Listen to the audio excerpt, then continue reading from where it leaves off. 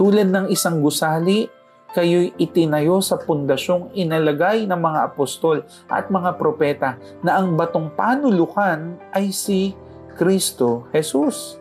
Sa English translation, yung batong panulukan ay cornerstone, with Christ Jesus Himself as the chief cornerstone. Ano ba yung cornerstone? From the word itself, corner. At bato po ito, yan po yan.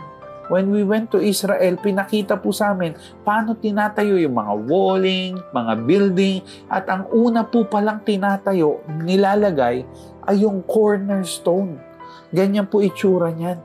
At yan po, pag tinayo yan yung una nilalagay, the cornerstone. Ito pong cornerstone was the first and most important stone set in the construction of a building ng panahon nila.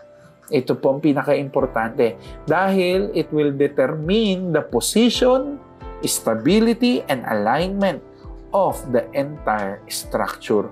So kung saan mo ilalagay yung cornerstone, dun po yun, pag ganun or pag ganun.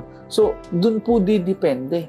Kaya si Jesus po ang batong panulukan sa ating mga buhay at ang buhay po natin ito nakadepende kay Kristo. Hindi sa opinyon ng mundo, hindi sa kasinungalingan ng henerasyon, kundi ang ating standard ay si Jesus. Dito po tayo tinatayo.